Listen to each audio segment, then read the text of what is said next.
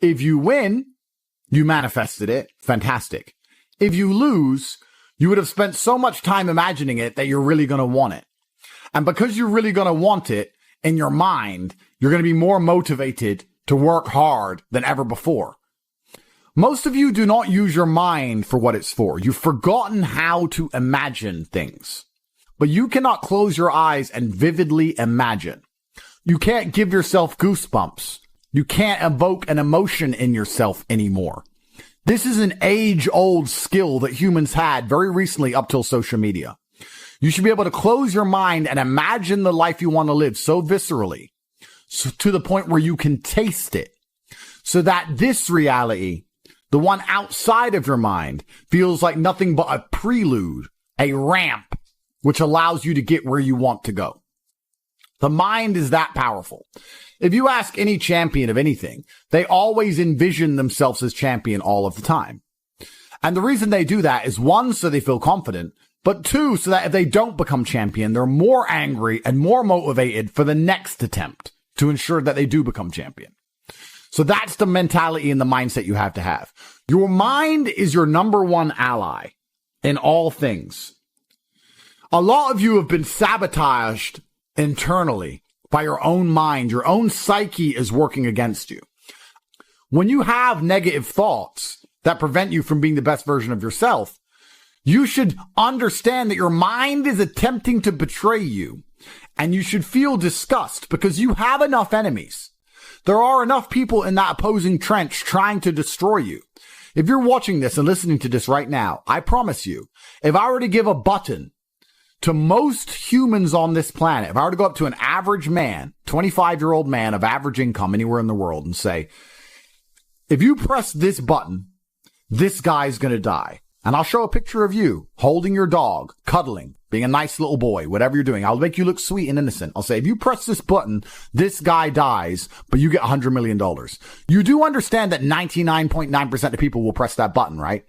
And they'll take that 100 million without remorse. They won't really think about you very much. And if they do, they'll distract themselves with a Lamborghini and with bitches. That's it. They won't care about you. There's enough people in the opposing trench who are prepared to destroy you for self-interest that the idea of you not having every single part of you on your own side is truthfully sad. You need to be in a better position than that. You cannot allow your own mind to betray you ever. It has to be 100% on side all of the time. Once your mind is on side, once every part of your psyche is on your team, that's when you can go and look for other teammates. You can expand your network of other people whose psyche is all 100% on their side, and you have a unified outlook on the world. Then you can go and get things done. But the idea of self-betrayal is something most of you are struggling with and you didn't even realize. So as a thought experiment, we're going to sit here and I want you to actually think about it. How many times have you doubted yourself? How many times have you didn't feel like doing something you knew you were supposed to do? How many times has your mind tricked you into procrastination or being lazy? How many times has your mind convinced you that it was okay to fail and lose even though you didn't try your best? How many times have you sought comfort in excuses? How many times have you betrayed yourself? Don't worry about your enemies attempting to crush you. That's another conversation. If you actually analyze most of your failures, you're going to see the majority of them come from self-sabotage. And once you're in a position like me where you never betray yourself, where your mind never lets you down, ever, my mind knew exactly what I had to do. I did not miss a single day's training. I did not lose my mind. I did not go mental. I did not have a breakdown. I acted exactly as I was supposed to act. I was fully professional in all things. I got as much work done as I could possibly do. I was extremely productive. I used the experience for what it was. My mind never betrayed me. If you listen and look back on most of your failures, you're going to see that it was your own mind that betrayed you. It wasn't your enemies that tricked you. It wasn't your enemies that outmaneuvered you or outsmarted you. Most of you are not yet at a high enough echelon to even have enemies of caliber. You were simply self-betraying. And until you identify that pattern and get yourself in the habit of ensuring that is impossible, then you're always going to lose against people who fully believe in themselves. You know, one of the things that stupid people have that makes stupid people quite successful sometimes is irrational self-belief. And the smarter you are, sometimes the harder it is to irrationally believe in yourself. But if you're dumb enough, you can be arrogant enough to have this irrational self-belief, and you will see some people be very successful, and you say, how is this idiot successful? Because they're so stupid that they don't consider the idea of failure. Their mind isn't advanced enough. They are not cognitive enough to consider betraying their own being. They only see outside. They don't self-reflect. If you're intelligent enough to self-reflect, you need to do it so that you can come up with feedback so that you can constantly improve, but be very aware of the trouble that can come from a mind that's not 100% on your side. My mind is 100% on my side in all ways. If I have to do something difficult, even if my body can't do it, my mind believes I can do it all the time. And you'd be amazed how much of life, even in the physical realm, is mental. If you believe you can run a marathon, you can run a marathon. If you don't believe you can run a marathon, you can't run a marathon, because a marathon is hard. And by believing in it, by truly believing you can do it, then you will your body to a different level than if you don't believe you can do it. It's the same with absolutely all things, including making money, including the gym, including dealing with mental struggle. Anxiety is self-betrayal. Panic is self-betrayal. Procrastination is self-betrayal. Laziness is self-betrayal. Lacking motivation is self-betrayal. All of these things are self-betrayal. Most of you, your largest enemy on the planet today is yourself. You are the one who is destroying your own prospects because you don't have your own mind under control. And one of the things that's crazy about the world is your mind is one of the few things you can control. You can't control very much else. You can only control your mind. It's the only thing you have control over. So if you don't control it absolutely, you're going through life with no control over anything. You don't control your own mind, which means by extension, you do not control your life. You do not control your woman. You do not control the weather. You don't control nothing. You're just an empty vessel going through life with zero control over anything. You can control, once your mind's in check, your reaction and attitude to things. When you're in the trenches, there's people who give up. There's people who quit. There's people who sow FUD. There's people who feel sorry for themselves. There's people who want an easy way out. And there's other people who say, listen, this is a test. And the only way we're going to get this done is to be irrationally positive all of the time. He's like, well, what can I do about the price of Bitcoin? Perhaps nothing. But the universe may reward you karmically if you at least try to do something positive. Go for a walk, go for a run, burn some calories. Why don't you go down to the nearest grocery store and buy the old lady's groceries? How about that? You're unhappy that Bitcoin's gone down. Fine. What I recommend you do, although you may not understand this because you don't see them as linked, but karmically, all things are linked inside of this universe. Go down to the local grocery store and buy some groceries for an old lady. That's what you should do to fix the Bitcoin price. Now, will that genuinely affect the Bitcoin price? I don't know. It's amazing how this world works. Perhaps in some strange version of events, that slight delay in her thanking you and her getting in the car ends up leading to an increase in the Bitcoin price. But even if it doesn't, perhaps you'll learn something about not being so attached to money. Perhaps you'll feel grateful and understand you have a lot more spare money than you thought in the first place. Perhaps your attitude to the world will change, which will allow you to be more open-minded so that you can approach opportunities in a different way so that you make more money later on. Karmically, it's impossible for us to tangibly link how that positive action will lead into something else positive in your life later on. We just have to have faith that it will, because it will. So when I said this to this guy, he's like, LOL. That's his reply. He replied LOL when I said he should go buy groceries for somebody. And he doesn't understand the world. And I thought, well, why don't I go speak to thousands of people and talk positive then? Not to save him, but just to put my money where my mouth is, just to prove that you can just do something good. And if you just do something good, it is better than doing nothing. Rain dances work. If you need it to rain, you shouldn't sit and pray. You shouldn't sit and hope. You shouldn't sit and complain that it's not raining. You shouldn't sit and wait. you should rain dance. Does a rain dance make clouds appear? No, but you should take action. Perhaps your rain dance, although will not make clouds appear, will be viewed by a tribe high on the mountain far away, and they'll look down seeing you rain dance and realize that you need water. And then maybe Providence and luck will have this tribesman appear with big barrels of water saying, we think you might need water and we have some spare. If you didn't rain dance, they wouldn't know. They just see you sitting around being a mopey dipshit, crying his eyes out. That's why it's so important to take action in all things. Action solves all.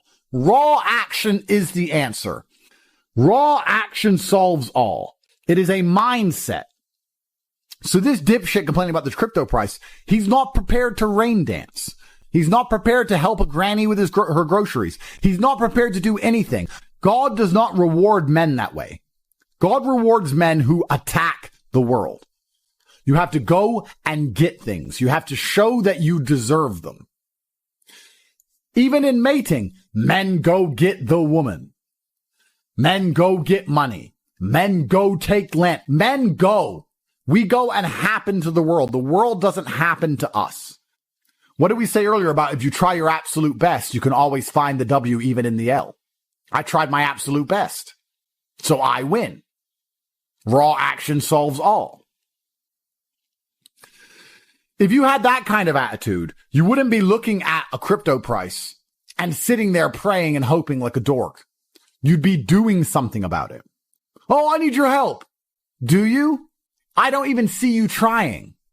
And that's how God views things.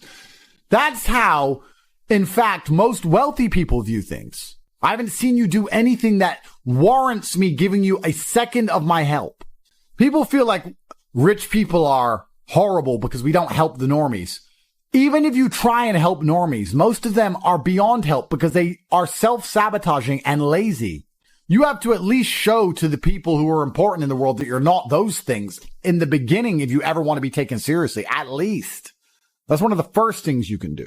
But I want to see that you give a shit. I only want to give money to people who know how to rain dance. I only want to give money to people who sit and believe that the rain dance is the answer. I like rain dancers. I like people who sit and say, I don't know what to do, so I'm going to do something. I don't know what to do, so I'm going to just do something positive. I don't know how to make Bitcoin go up. I'm going to buy an old lady groceries. I don't know what to do, but inaction in and of itself is an action. And men of honor do not allow the universe to decide for them. They decide their fate. And you decide your fate with hard work and vigor in all things. In fact, I would argue that a lot of you probably heard about Bitcoin in 2007 or 2009 or 2011, whenever. But you were so uninterested in doing your due diligence, so uninterested in being proactive that you just ignored it. You probably don't even remember being told about it because you didn't give a shit. Yeah. And then you have the gall and audacity to sit here and say, if someone told me about Bitcoin back then, I'd be rich. No, you wouldn't. If you're the kind of person who would have got rich from Bitcoin back then, you're the kind of person who can get rich right now by taking action, by paying attention. If you're refusing to do the right things now, you would have never done the right things. And retrospectively identifying your failures and identifying how many right things you've missed out on is actually a form of hard cope. Oh no, I just don't have the chances. You've had chances and wasted them.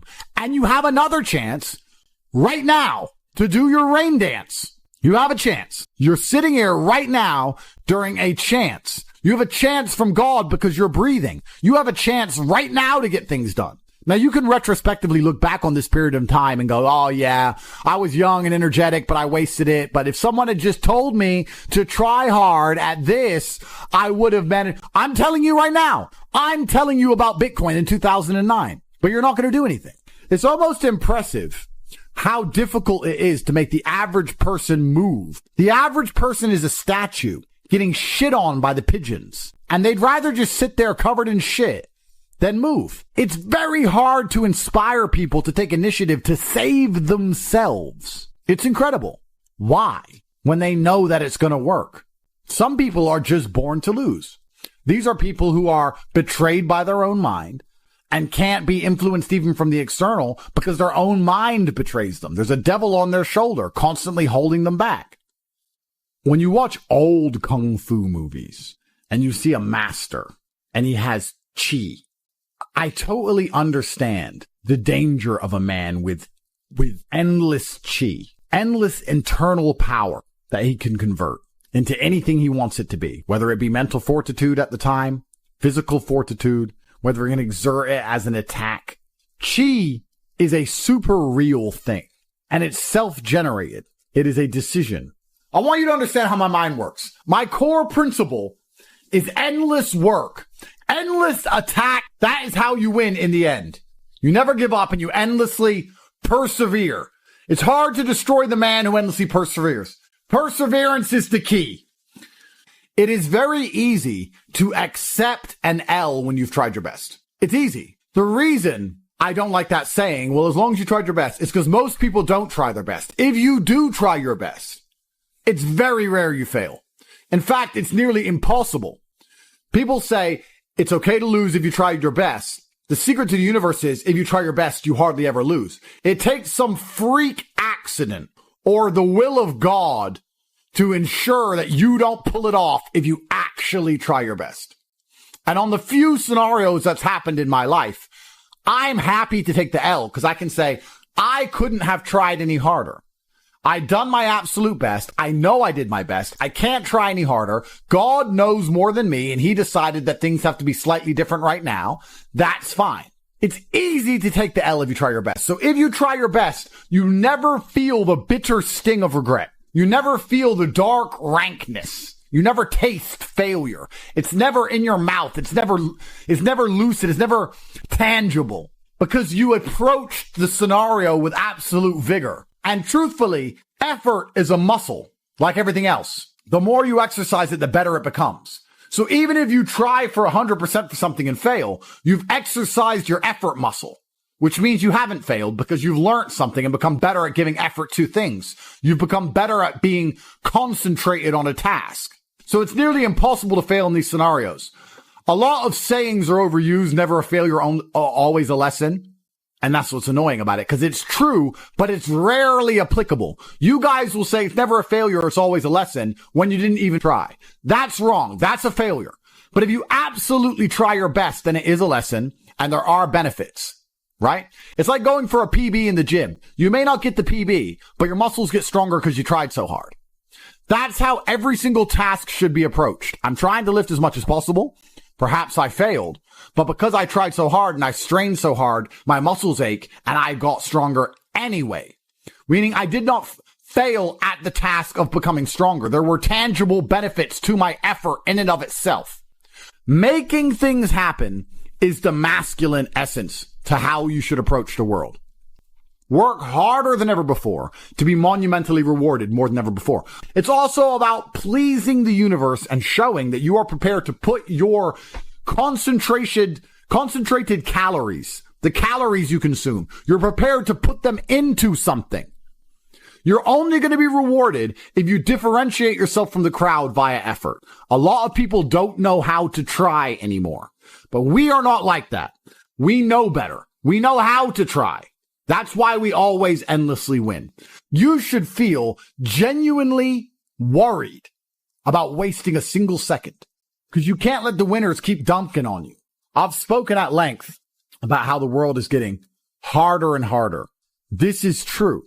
This is easy to observe. Everybody knows it. There are people out there in the world who are going to try hard to change that dynamic because they don't believe they can ever be rich. There are people who are going to sit and say, I don't want the rich to get richer and the poor to get poorer because I'm poor. And there's other people who sit and say, I like it this way. I like this challenge. I like that the game is rigged because now if I get rich, I get richer. That's how rich people think. Winners think, I have no problem with the rich getting richer and the poor getting poorer because I'm going to be one of the rich ones. Losers think, no, we need to spread it all out. If you accept the rich will get richer and the poor will get poorer, then you need to be prepared to do whatever it takes to win the game. Just like a video game. The harder the level, the greater the difficulty, the larger the high score at the end. I mean, you should try every day anyway. But let's assume you're the kind of person who can't try every day because you don't have that grit and consistency. If you're not going to pull your finger out now and finally try in these few days, when are you going to try? When are better chances going to come? Because they're actually right in front of you. This is a huge, important period in your life when it comes to your success and your finances. If you're not going to try now, when are you going to try? There's no light without dark. I think the ancient Chinese nailed it when they put the yin and yang together. You have the black and the white and they flow into each other, and there's a little bit of white in the black, there's a little bit of good in the evil, and there's a little bit of evil in the good. And if life is perfect all the time, you don't appreciate anything. I actually think one of the worst lives you can have is a life where everything goes right all of the time. If you're spoiled to that degree, especially as a man, as soon as you reach any kind of difficulty, you're going to crumble. Somebody said to me before, they lack energy and they lack motivation. And I said, nobody lacks energy and motivation. You just focus it in the wrong directions. I would guarantee if you find a person who lacks energy and motivation, he's trying to get girls all day, he's messaging girls on Instagram all day who ignore him. I guarantee he gets road rage when somebody cuts him up. No, you get angry and you have energy and you have motivation when somebody pulls in front of you in traffic or when you see some on Instagram, but you don't have motivation to do anything else. You don't lack energy and motivation. It's pointing in the wrong direction. We all have an innate energy inside of us. We all have a life force. And most people are just directing it in the wrong direction completely.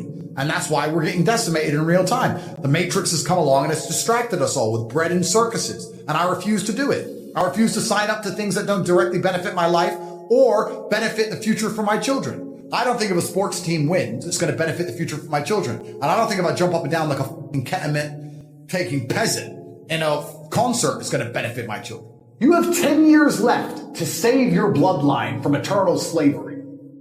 And you lack motivation? You are born to lose, sir. You are a loser.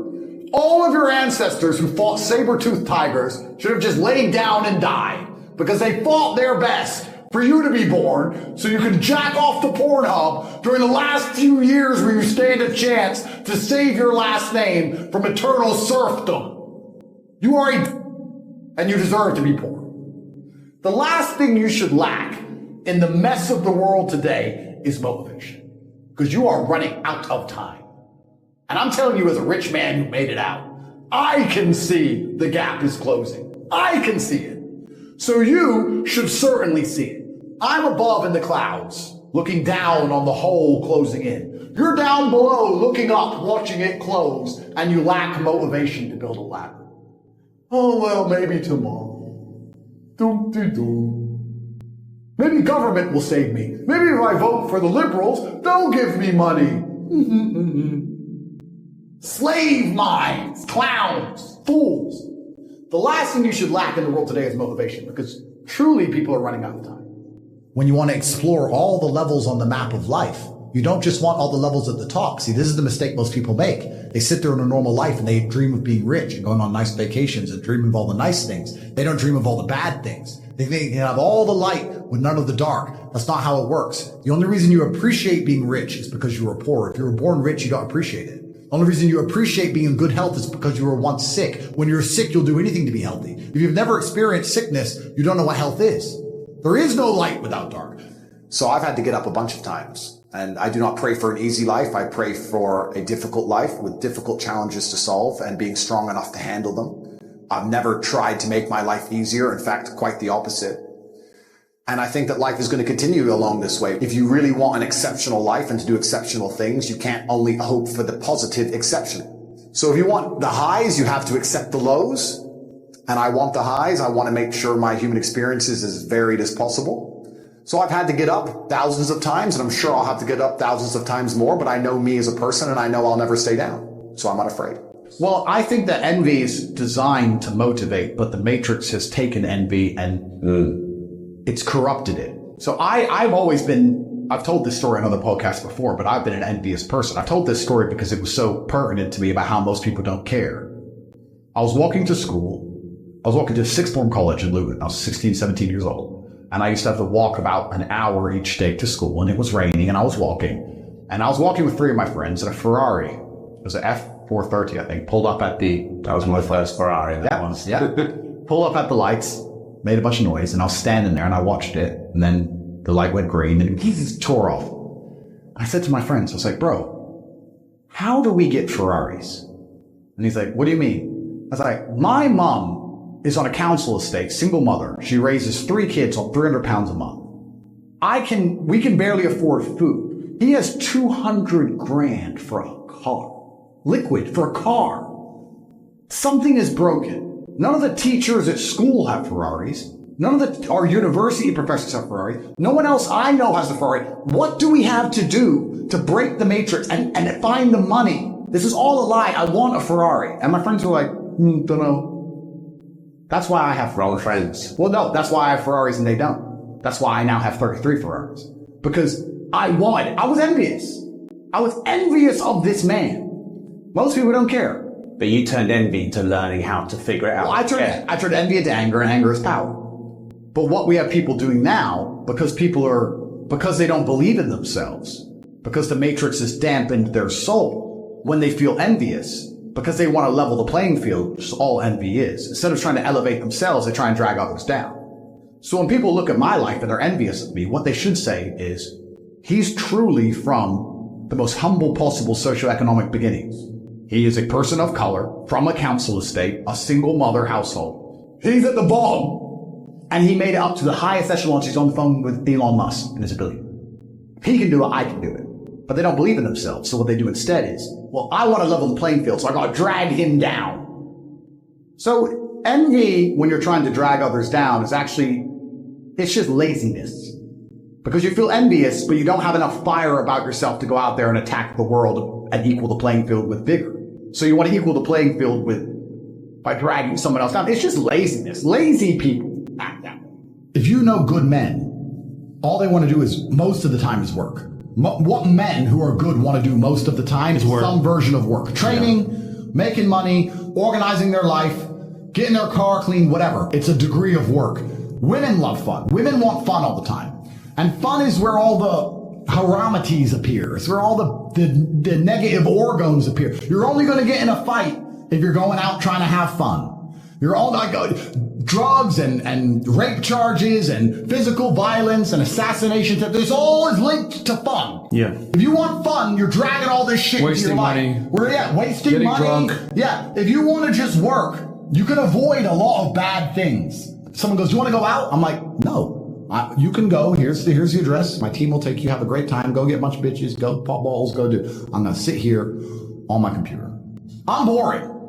But I guess it generates millions and millions and millions and millions of dollars and millions of dollars. So if you have goals you want to achieve, I ask you, what people do you have around you? What network do you have around you of people you can sit down with and they are competent and they're not lazy and they're not stupid and they're not self-interested and they believe in the greater cause where you can work as a fraternity to achieve said goals? How are we going to do this? We now want to do this. How shall we do it? And we got it done. This is what's another thing that's amazing to me about motivation.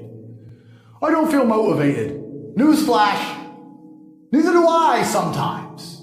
You're not going to always feel like doing it. You have to do it anyway because it's your duty to do it because you don't want to be a fucking loser. That's the whole point. If you felt like doing it all the time, then there would be no magic to it. The magic is that you do it regardless of how you feel. That's the whole point of it all. What do you mean you need motivation? You don't need motivation. You have a duty to not be a loser anymore because the hole in the sky is closing. Am I hard on myself? Yes. Does that benefit me? I believe so. I'm hard on myself because life is hard. I think But could life be easier if you thought life was easy? Because isn't life what you see, not what it is? What's the point in having an easy life? Why would I want an easy life?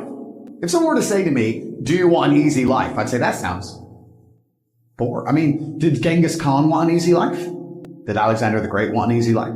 Did any of the men you can remember from history, any of the ones that actually matter, ever want an easy life? If I meet a man and he says, "I want an easy life, I just want a stress-free life," I look at him and think, "You're born to lose. You're born to lose, sir. You can have your stress-free life, and you can serve me my latte, and you can fuck off. Because you're not made to, life is war. And it's going to be stressful. I mean, Life isn't always war. Of course it is. Life is war. Every single aspect of life is war. Not losing your temper in traffic on your way to a podcast is war. Trying to get a girl that the other guy wants is war. Trying to buy a Ferrari that everybody else can't afford is war. Trading is war. Fighting is war. Life is war. I see war everywhere. when I see a big, beautiful oak tree, I don't see a big, beautiful oak tree. I see a tree that destroyed all the saplings around it and crushed them mercilessly. It's war. Life is war. That's why I'm gearing up for war so heavily, because this war, when people ask me why I don't try and avoid it, I don't think most people understand that this war is coming for everyone. It can't be avoided. You're either going to become someone like me who's fighting against it, the counterculture, or you're going to buy into it and be a victim of it. I don't think any man who wakes up and accepts the garbage that the Matrix tells them, that, yeah, it's okay to be depressed, that we just talked about. Yeah, you should be running around doing perkies and Adderall and consuming porn and sleeping with a bunch of and yeah, go to school and get an education and get in debt, and then go get a mortgage and get in debt, and then 9 to 5 and just slave away, and you'll be retired when you're 74. It's going to be fine. All the things they push, all the standardized mechanisms that a man's supposed to live his life by, I believe lead to crippling depression and sadness anyway. I don't think that makes anyone happy. Let me see. Dude, how do you have so much energy? Because I don't waste my life force. I haven't been to any stupid concerts. I don't take any stupid drugs. I'm not smoking weed like an idiot. I'm not cheering for a sports team. All of my life force is inside of me so I can master the 7 styles of Aikido and tell the conservatives they're fucking dorks. Nerds. That's why. They're all nerds. They're nerds. I'm full of life force. I'm the man who will struggle to the end. I'm that guy. If an alligator were to get hold of me, not only would I snap its neck, but let's imagine 20 alligators got hold of me and they got lucky and somehow managed to decimate me until the last second where I lost consciousness. I would be snapping necks of alligators. To the last second, I refuse to die. I'm that guy. I don't waste an ounce of my life force on anything that's unimportant. Ever. So I refuse to be distracted. The Matrix wants to distract me. They've identified me. They're like, Andrew Tate is a threat. He's full of power and he believes in God and he's a slick talker and he motivates people and he has a bunch of money and he's big and strong and tall and handsome and charming and interesting. He's got a Long Johnson. We have to distract this man. We have to give him something he's interested in outside of fighting the Matrix. And they're trying to come at me with all these beauty queens and these sponsorship contracts, and I'm resisting it all. No, I have a mission and I'm on the mission. We're talking to the people. It must be animated. We have a job to do. We must let the people at home know that enslavement's coming for their entire life and their bloodline unless they resist. Stop watching the fucking Super Bowl. Stop going to stupid concerts and instead be motivated about your family's future. You're going to feel happy as a man when you feel respected and needed. You need a purpose. People need to need you alive. If you're the kind of man who everyone's life can function perfectly fine if you get struck by lightning, then you're not going to feel happy. You're going to feel happy when you realize that people need you. And for them to need you, you have to be useful and you have to be competent. And whether that's children or your girlfriend or your parents or anyone else who cares about you, I think living for other people is one of the most beautiful things a man can do because it gives you a purpose, a higher purpose. And most of the men out there who live normal lives do exactly that. Why do they work jobs? They work jobs for other people. They don't do it for themselves. Yeah. They don't even keep most of the money. It goes on the kid, the wife, the house, and they're taking care of others. And that's a masculine imperative God has instilled in us, and it's a beautiful thing. And I think if you're going to do that, you may as well do it for your own offspring. Who else are you doing it for? My favorite food is pride. I do, and I don't know if that's a bad thing, but I love when my woman comes to me and goes, you know what? You just fix everything. They had you in jail, Andrew. You were supposed to be done. They're lying about you all over the MSM. They're saying you're a human trafficker. They stole all your money. They froze all your banks. Why am I on a jet with roses? Because I'm the top G. That's why. Because I'm that guy. She's like, you've just never failed. I've never seen you fail. So correct. I do not fail. So when I see somebody who doesn't have what they want, I know they haven't tried their hardest. And that's a constant universal fact. I've never seen somebody truly dedicate themselves to anything and fail. I've never seen anybody truly try and fail in history ever. So I wake up and go, let me do the math. If I never worked again, I could spend $422,000 a day for this month. I have all the cards. Do I need them? No. Maybe I'll have a coffee. Let me try and chill out today. And within 22 minutes, I'm back on my laptop. There's nothing else to do. There's nothing else to do. And I can't stop myself working as a person who doesn't need money. And then there's people with no money who don't work. It blows my mind, which is why the winners are winners and the losers are losers. Losers do a little bit of work and rest. Winners work as hard as possible and worry they're not working hard enough. It's just a separation of personality types. And it's almost like you can't save these people. So am I hard on myself? Yes. Will that change? No. life is war, life is hard, you're supposed to be hard on yourself. Perhaps most men would benefit from being a lot harder on themselves. I think I see a lot of men coming up with a lot of excuses for permanent failure. I see it all the time.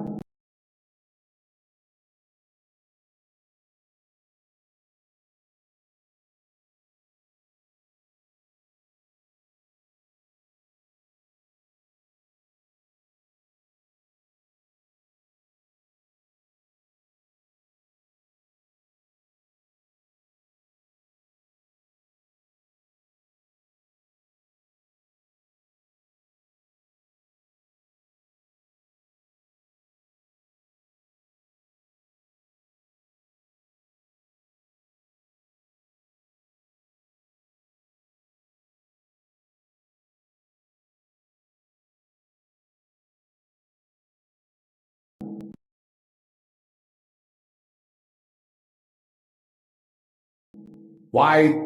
I can't pay my bills. Okay, cool. Why? Oh, because it's hard. It's all just sympathy bull. I don't want to hear it. It's garbage. It's hard. It's hard for everybody, and you're gonna have to just be harder on yourself and pull it off, or fail. And don't talk to me. Bro, it's. I don't know what to say. I don't want to come across as a psychopath, but it's like life is difficult. I made this decision to be this man, and I understood exactly what it comes with. And a lot of people at the bottom see all of the benefits. They see our cars, see the private jets, they see the girls, they see the status, and they want all of that, but they don't want the negatives. And that's why they're never going to get it. Yep. Because on your way up, you're going to start getting hit with the negatives. You're going to be derailed. There's no way to get to the top without dealing with monumental levels of stress. I often say the reason a lot of people don't have the things they want is they couldn't handle the things they want. They couldn't handle the life that is required to get the things they want. They simply would get anywhere near it and start to panic and pussy out and just go on holiday and hide on a beach and delete their social media. Give it comments. Bro, mean comments. I've got street problems. You think I give a about mean comments from some anon? It's difficult for me to put into words how much I don't care. But there's people out there that do care. Yeah. And then they think, oh, I want to be like Top G, but you can't handle a comment on the internet.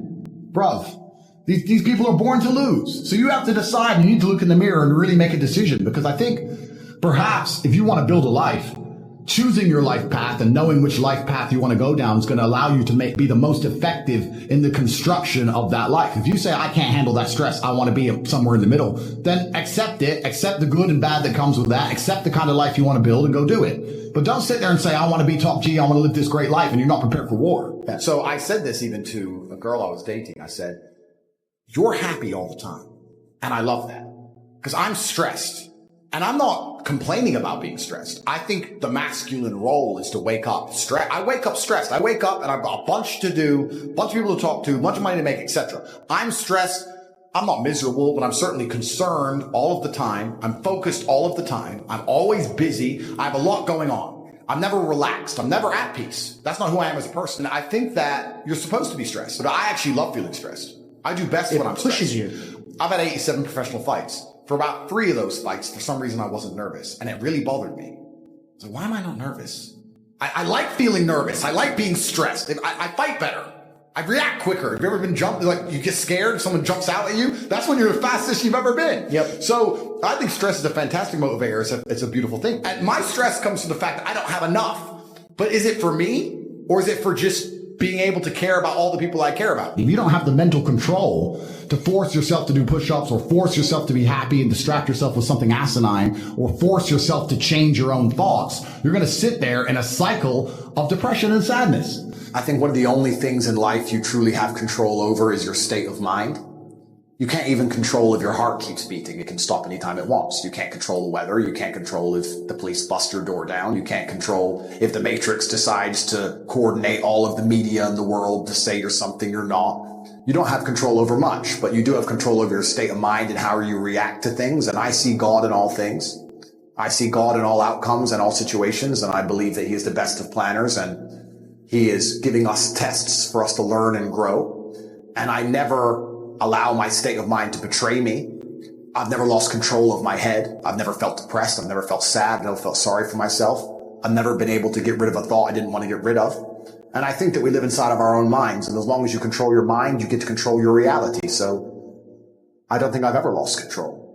And I don't think I ever will lose control. No matter what happens to me, I'll always control my mind and control how I view it. And I view all things as a positive, no matter how negative they seem. I see the positive in everything, and I see the lesson in everything, and I see God in everything. So for that reason, I will confidently state I've never lost control, because all that we have is our state of mind, and I own mine. I have something I said in my email recently. I said, you could give the average man a brand new Ferrari and a road map and a coffee and a full tank of gas and tell him the destination, success. And halfway along the drive, he'll quit. It's too far.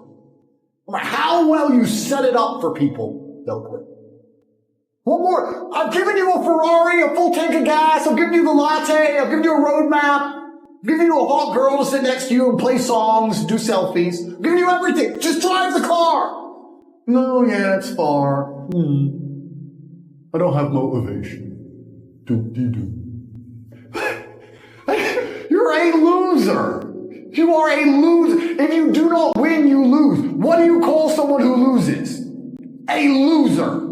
The gap is closing. The elites hate you. You no longer have sexual consent. You're a permanent criminal in the eyes of the law. They're here to decimate you and your entire bloodline. You're 22 at the height of your capabilities, the height of your energy. You heal like Wolverine. It is Friday.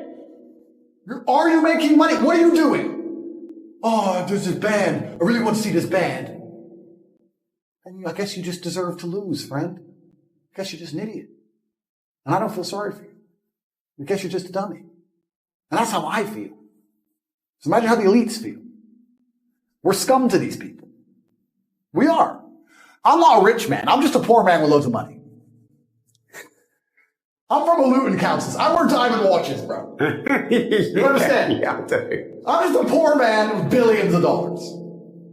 But it's scary when you start to understand how all these things really work. And I don't think the average man at home understands this. And if you start to understand it all, the last thing you will lack is motivation. How can you lack motivation? How can an antelope in the jaws of a tiger say, I lack motivation? I'm tired. I'm horny. I want to jerk off. Bro, they're ripping out your throat in real time. You're bleeding out. Fight back. I'm kind of scared because I say all these things about how the matrix is cracking. We need to build a new system, but it's happening in direct correlation at exact the same time as AI is taking over. And yes. I'm kind of scared that AI is going to enslave us all now. I'm kind of sitting there going, is this new technology going to be used for our benefit or to perma-enslave us? What do you imagine the world to look like in 5-10 years time? As I mentioned earlier on, you got AI and you got the Apple Vision Pro, and eventually they're going to come out with sunglasses like the ones you're wearing now that have every little thing that you need to see in front of you. So what do you imagine the world to look like? It's a good question. And I'm going to tell people how I came to my answer.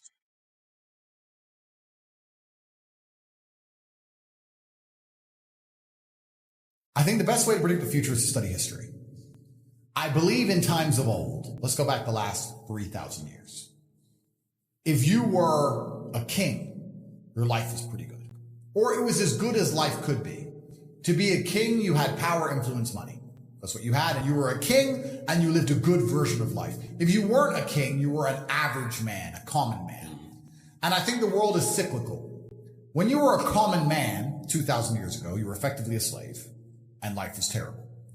And then that was the same all the way up to perhaps 1930s, 1940s. Being a common man was pretty terrible. And perhaps it was the war and the massive loss of life. Perhaps it was something else. I'm not sure. But I kind of feel like there was a golden period between in the 50s, the 60s, the 70s, the 80s, maybe even the 90s, where being a normal, hardworking man, because life is cyclical, went from being a terrible existence to quite a good existence. In the 60s, you could be a normal man who worked in a factory, an unskilled labor job, and with one wage, you could afford a house, you could afford a car, you could afford to raise a family, your children would not be taught garbage in school, your wife would respect you, you'd have a home-cooked meal. Times are good. Times are good. And I feel like, because it's cyclical, those good times are over, and we're going back to where it was before. The kings have always been fine, and we always will. But if you're the common man, I think that the good days are over. And I think it's going to get harder and harder. The common man is about to get wrecked.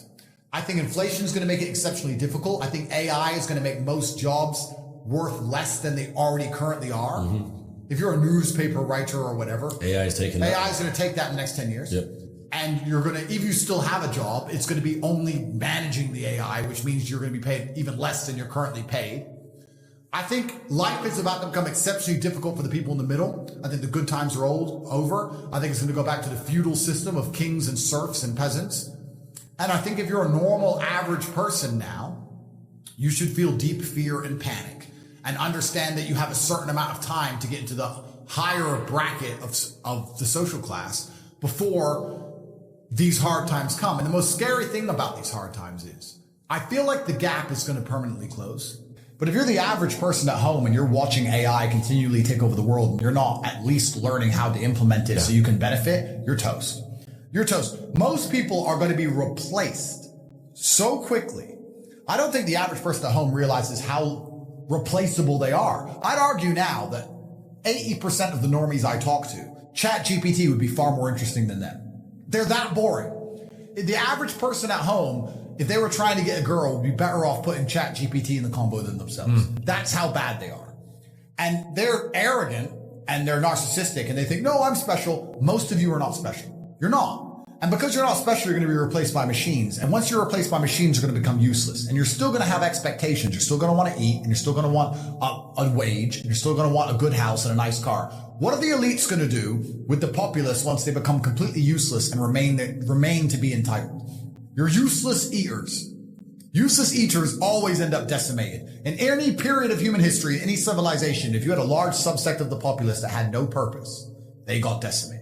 So if you're at home sitting there thinking, well, I can become useless and the government will just feed me, I'd argue they'll starve you to death instead because they don't need you around. And most people are going to be replaced very quickly by these machines. Sora, I said to my camera guys when I saw Sora, I was like, you're out of a job. You're fired. We started laughing about it. But it's true. And think of how fast technology advances. Where are we going to be in 20 years from now? Yeah, it's going to be crazy. It's insane. You need to get ahead of these things. In regards to AI, I think it has to be adopted. Inside of my school, Hustlers University, we teach AI with absolutely everything. A lot of the images we generate, even on my Twitter account, is all AI. And what's actually scary about the modern world is, I don't consider myself old, I'm 36, but some of the children, I call them children, 17, 18-year-olds inside of my school, Hustlers University, they're AI wizards, and they can do magic with this stuff. Magic. Like they can literally genuinely, Andrew Tate on the moon, and the image is generated in seconds. Like artists are going out of business. I thought AI would put truck drivers out of business. Artists are going out of business. Musicians are going out of business. It's kind of scary. I do like to think that with things like AI, there's always going to be some degree of natural separation between the men who are genuinely inventive and killers and the men who are more... Let me change the way I say that. I think if you're an exceptional person, a truly exceptional person, you don't have to be afraid of nearly anything. But man, you'll probably agree with this. In my experience, in nearly every business in the world, you have 10% killers, and then you have a bunch who want the paycheck. They do their job, but I wouldn't say they're killers. Do you understand? Mm-hmm. And we live in a society for a long time where I can even tell you now, sometimes when I hire, I'll say to my cousin or to my COO, I'll say, look, either get one killer or 3 normal people. Because that's the reality. That's the basic. You either need 3 people to half do the job or you need 1 killer to do the job. And I think that those 3 people who half do their jobs, enough to not get fired, they turn up most of it on time, but they're not really that motivated. Those are the ones who have to fear AI. I think businesses in the medium term are going to become killers in AI. I tell them now, I have some guys who work for me on one particular company and their sales staff. I was reading through the sales scripts. The killers doing really well. But the average guys, I said, you're not doing much better than ChatGPT could do right now. I want to warn you that you're not doing much better than I could replace you with a machine today, let alone in 5 years from now, for free. You need to be careful. So I think it's just becoming more and more competitive. The idea that you can just be Joe Schmo, do your job, turn up, I don't try that hard, it's fine. I think that's all going to go out the window because as the world becomes more competitive, as a company, you have to compete with your competitors. And the only way you're going to be able to do that is just where do you cut the fat? Where do you cut the flat? When I see AI popping up and getting more and more intelligent in the way it's talking, that doesn't scare me. I have a way with words. If I was Joe Schmo, I'd be afraid. This ChatGPT can probably text your girl better than you can. He'll probably get laid faster than you. That's a little advice for the guys out there. Yeah, right now. just plug it into your phone. It'll do better than you do. So that's scary, you know? And I think that's what the average man really needs to struggle. And I've been saying, this has been my message for a very long time in all realms. I've said for a very long time that life for the average man is going to get harder and harder. It's becoming more and more competitive. You need to find more and more ways to stand out and be unique. And the only way to really do those things, unfortunately, as a man, is to suffer. I think that if you're prepared to suffer and you're prepared to show that your brand or your personal brand stands up for something, and you have information which people then believe they need, you're going to be very successful in the world today. Yeah. I feel like a lot of the attention geopolitically is going to be moving towards the global south and the second and third world. And I think a lot of people understand there's always been more opportunity in the second and third world than in the first world, where a lot of things are wrapped up. Mm-hmm. I think the internet is giving a lot of access to these places that perhaps didn't exist before. Absolutely. I think artificial intelligence involved in these places is also going to be extremely important. I feel like selling information or being the barrier to information is a fantastic way to get wealthy in the world today. There's a lot of people who want things explained to them in a very concise, very quick, very compendious way. Right. And if you can take information which is perhaps freely available that takes an hour to explain and explain it in 30 seconds or less, you're going to find a way to monetize that. Right. Especially if you can draw attention to yourself and make it clear how much time you can save people. Right. Especially if you could use artificial intelligence to get that 30 seconds down to 25 seconds. Right. There's actually endless opportunity if you're prepared to work. I don't know how people in the first world aren't extremely concerned.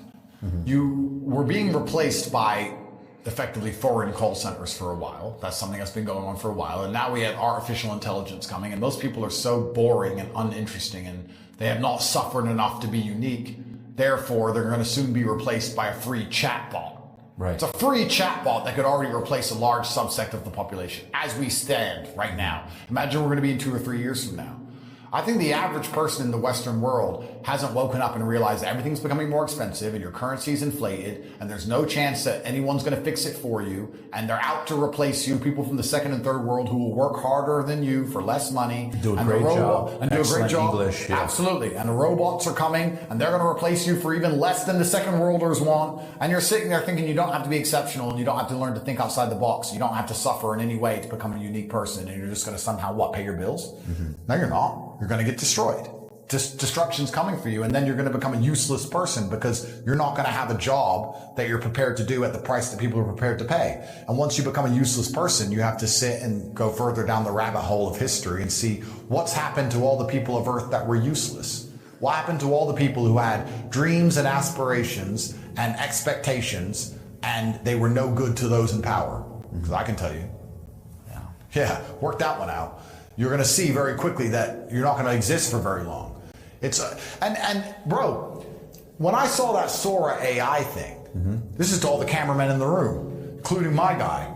I saw that Sora AI thing. I was like, bro, even camera guys are going to be gone soon. Hollywood's gone. Actors are gone. Yeah. Script writers are gone. Right. Everyone's going to lose their job. Everyone. You have to be sitting there. And I don't know if the average cameraman is sitting saying, they're going to replace me with this. Maybe not now. Maybe not in a year, but certainly in 2. They're going to be able to ask a robot for the thing I would take months to film, and the robot's going to spit it out instantly. So how do I, A, integrate this with my skills so that when they want to use the robot, instead of asking the robot directly, they ask me because they can get a better result via me? How do I use AI along with my camera skills so I can continue to retain my job? Or 2, how do I diversify? What can I do that this robot can't do currently, or I don't believe it will be able to do into the future? But the average camera guy doesn't give a shit. Oh, camera guy, Sora, yeah, that's cool. Do-do-do, off the cliff. Yeah. Oh, I didn't see it coming. How did this happen to me? Why am I unemployed? You're a useless eater now. Enjoy the concentration camp. That's what's going to happen. So you have to be paying attention and thinking worst case scenario. They're coming for absolutely everybody and everything. And a lot of these personal brands, unless they're built on the back of a whole ton of suffering, I think they're going to suffer also. I don't know how they're going to have a personal brand based on just talking motivational quotes. Yeah. I haven't even done this. Someone should go to ChatGPT and say something philosophical and motivational, which inspires me. And I guarantee you can start reading things and go, crap, that's pretty good. Yeah, oh no, that's pretty good. It'll be scary to read. Yeah. It's an inevitable reality that people have to learn. It's an how to inevitable work with. reality, and I don't think most people are even considering that they're replaceable or going to be replaced.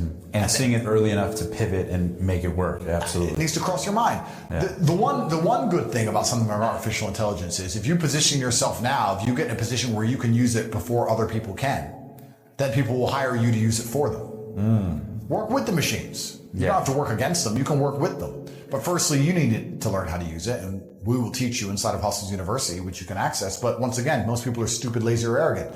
Artificial intelligence is not too hard to use. You can join our school, and we'll teach you exactly how to use it. Only 5% of people will be too stupid to do it. The majority of people are too lazy to do it. They're too lazy to join my school. They'll sit here and listen to this whole podcast, and then I'll say, I have a school which will teach you how to use the machines to print you money. And they're still too lazy to go and learn, and they're going to wonder why they're broke forever. Or they're too arrogant. I don't need the AI. Oh yeah, it's probably something that'll exist and it won't affect me. Good luck, friend. Yeah, I think AI, we've talked about the negative effects of AI. We know that it's bad for you. The reality of life is that once that technology is invented, you're never going to uninvent it. Oh, of course. Like, we know social media is bad for you, but you're never going to uninvent social media. It's here forever. But it can be used for good and bad. Exactly. And AI is here forever. And it's going to get worse and more advanced. It's going to take over parts of our lives. We know this. As much as you want to hate it and fight it, as much as I think it's going to be so much evil that comes from it, you have to almost understand it. Well, I'll give you a very quick example. It can be used for good or bad. Social media can be negative if you sit there and digest bad information, but it's also one of the reasons we managed to get to such large subsets of the population. So it can be a good thing and a bad thing. Inside the real world, inside my online university, we push AI very heavily. And I was having a conversation with someone the other day who said, oh yeah, I don't use AI because I'm a club promoter. And I said, if you're in any business in the world today, it doesn't matter if you're a plumber, it doesn't matter if you're a club promoter, it doesn't matter what business you're in, you should be learning how to implement AI because it's going to be the people who use AI and the people who fail. Those are the only two options, which is why we teach it so heavily inside of my university. And I said to the club promoter, what do? He said, well, I get guys to book expensive tables at the club because I bring pretty girls to the table. I said, okay. Well, if you had an AI machine, let's say you use Sora to put together a video of the best club night ever, and let's say you use ChatGPT to speak to lots of girls and explain what's going to happen and why they're going to have a great time at the club, and also get ChatGPT to speak to rich men and explain to them what a great time they're going to have, and you could mass speak to people at a much larger rate than you can do by yourself sitting there typing, you're going to make more money. Yeah. You can implement AI in club promotion. You can get the most fancy video, and you can get a ChatGPT learning bot to realize exactly, this is actually a point I want to make, to realize exactly what trigger words get the girls to want to party and what trigger words get the guy to want to spend money. And you can put together some data and you can stop talking to people completely and you can focus on the AI learning mechanisms to do all the work for you, which is why we're teaching it inside of my university. There's not a job on earth where you shouldn't be using AI mechanisms to do it for you because that's what they're doing to us already. Yeah. We live in this surveillance capitalism world where a lot of the tech companies, a lot of the largest companies in the world are making money purely based on prediction of our behavior. They build digital versions of us online. They build there's a digital Matt, there's a digital Andrew based on all of our spending habits, how long we spend on each website, which part of the website we click on first, which websites we visit, how long we spend on our email, which email topics make us reply. They're constantly gathering data on us and putting together digital versions of us so they can predict our behavior to make as much money from us as possible.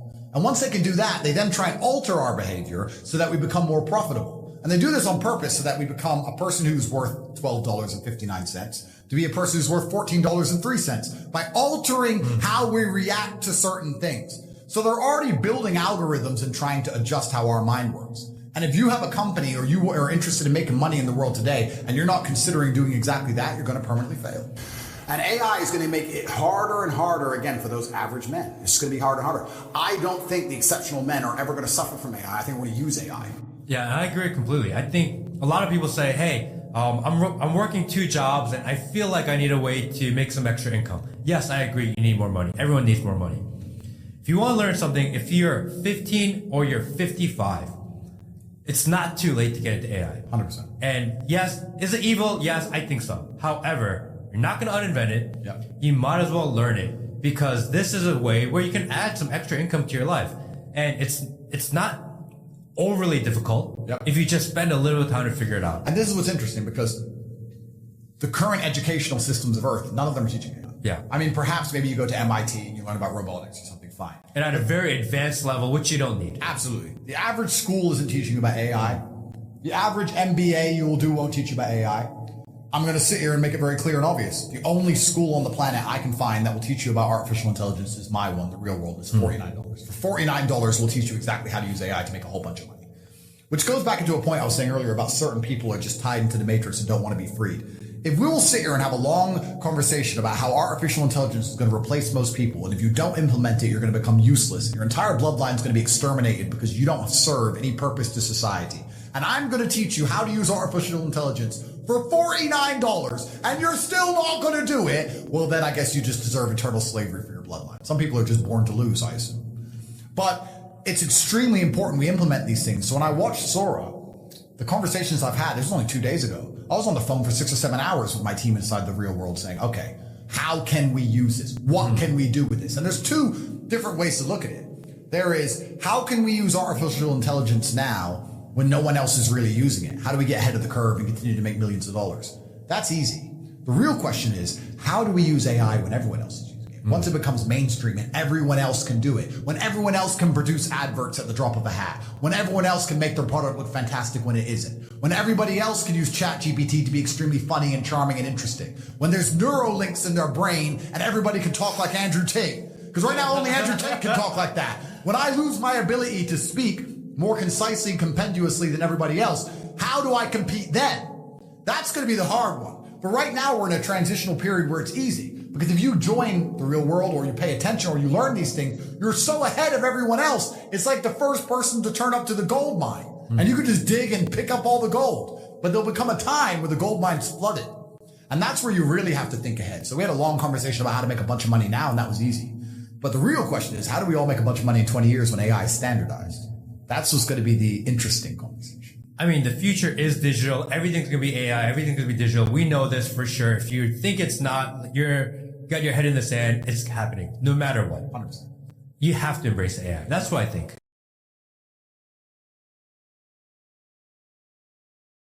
Yep, 100%, because it allows you to work at mass at a much more effective rate, much more effectively.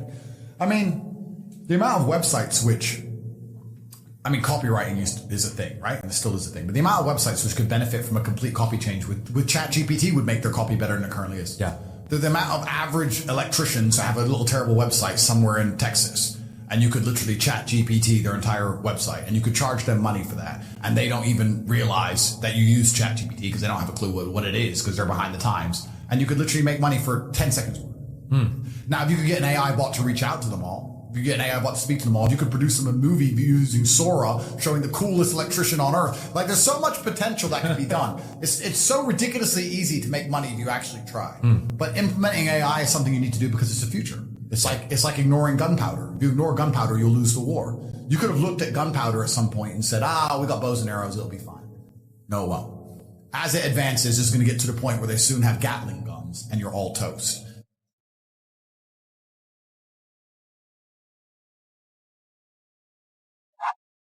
I think we're here to struggle. I think we're here to endure pain. I think we're here to just see how hard we are to kill. You have to love the chaos. You have to love the war. You have to love the idea of all the constant problems that you have to fix. You have to love being the center of a mini universe you have created, and it's going to implode under its own gravity if you're not there doing constant Aikido. If you're looking for calm and peace, you won't matter. I actually said this before. People were talking about how do you decide or how do you know if someone's going to be monumentally successful in the world? And then everyone knows, because there's been large studies on it, that IQ level is not how you dictate it. And I'll tell you how you dictate it. Somebody's tolerance to stress. The better you are at dealing with stress, the more successful you will be, because as you climb up the ladder, the stress level increases. It is a direct positive correlation between success and stress. They go together. There's no light without dark. The more money you're paid, the more important you are, the bigger your problems. They said it, more money, more problems. It goes together. I'm not complaining because I'm prepared to handle those problems. But as you get bigger and larger and larger and larger, the pressure is heavier and heavier. So I'm going deeper in the ocean. As you go deeper in the ocean of success, the pressure around you gets stronger. Only the strongest submarines can make it to the bottom. I think we're here to struggle and to learn. I don't think we're here to be happy. That's why when we keep going back to the happy argument, I've always found that kind of frustrating and annoying. When someone goes, but I want to be happy. Why? Why? Why do you want to sit there and laugh? Like you were happy your entire childhood. That's your happy days. You're allowed to be happy as a kid. It's all over now, right? You're a man. You have responsibilities. I think we're here to do important. Provide, protect. And we're also here to do important things, and important things are going to be difficult, and they're going to be hard, and you're going to get frustrated, but that's what gives you purpose. I think we're here to struggle. I think we're here to endure pain. Yeah. I think we're here to just see how hard we are to kill. I think that going through terrible things and living through them and coming out the other side is one of the most fantastic things about being human. You have to build your hull, build your skills, build your network, learn Aikido, decide to become the kind of person who adopts as many problems that he can solve as possible. So once they're all solved, he reaps the rewards and builds a fantastically large empire with so much money he can't possibly spend it, internationally renowned and respected. But decide to be the guy who's never had a day off gym for an entire year. I have psychoanalyzed myself, even though I'm not officially, certified. And I've decided that I can't stop bad things from happening to me. So instead, I'm going to enjoy bad things happening to me. And I'm going to build a mindset that makes me fearsome enough to succeed regardless of how stacked the odds are against me. Yeah. If I measure myself purely on competence and purely on achievement, whatever I think and whatever I'm doing is obviously fantastic. So I'm very happy with the mindset I have. And then we go into the argument, am I supposed to be happy? Am I supposed to feel good? This is what I don't understand about people, especially men in the world today. Why are they so worried about being afraid? Worried every time I fall. Yeah. I fall anyway. Yeah. Like, I don't let fear guide what I'm going to do. I do what I'm supposed to do regardless of how I feel. So I don't see anything wrong with feeling fearful. I don't see anything wrong with feeling stressed or under pressure. I think that you get a whole bunch done with these negative connotations and negative emotions. And I think that life is suffering and pain, and you're here to go through it. And the sooner you get used to the taste, the more successful you're going to be. I have no interest in trying to change the flavor, my friend. The flavor of life is pain, and I will eat all of it. I haven't had a rest day from the gym in years. Every day I train. Every day. People talk about how your muscles don't grow unless you're resting. I don't care. I go every day because I go to teach myself a lesson. And I don't want to go, and it's boring, and I'm busy, and every single day I still go. So I learn about discipline and pain and suffering. Even at my old age, my long, difficult life, I'm still going to the gym every day to punish myself and show God that I am motivated and disciplined. And no matter what happens, I will not miss a single gym session ever. I refuse to take a fucking pill, and I refuse to sit and have my mind altered by anything I do not control. I don't care if I have nightmares for the rest of human time. Right. As long as I'm in charge of my mind, I'm in charge of my life. If God decides that I don't need nightmares anymore, I'll fathom out how to stop it. If God decides I need to wake up in the middle of the night in a sweat, fearful or afraid they're coming to get me, then that's God's plan for me, and that's what I'm going to deal with. I'm not a coward. I'm not afraid of any of these things. I'm not afraid of feeling bad. I'm not afraid of anxiety. I'm not afraid of panic. This is one of the things I think a lot of men out there struggle with is they're so worried and afraid of bad feelings. And to me, that's just showing that you've had an easy life. Like, there's real people out here who are trying to kill you. There's people out here who put a knife in your neck. You're scared of what? Feeling sad? Who cares? Like, there's real problems. What are you worried about feeling sad for? Who gives a shit? I can't stand quitters. So if you're the kind of person who's going to quit because it's hard, I don't even want your energy around me, because quitters are the worst people on the planet. You can give a quitter absolutely everything and they will still fail. Quitters can have every single advantage. Quitters can have all the information. Quitters can have all the tutelage. Quitters can have a mentorship. Quitters can have someone who messages them every morning. Hey, bro, let's get it. And guess what they're going to do at the end?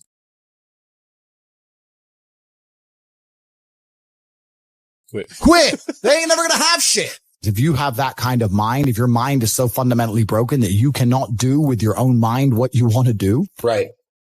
Like that, then you're just fucked, right? Life is hierarchical. There's always going to be kings and there's always going to be peasants.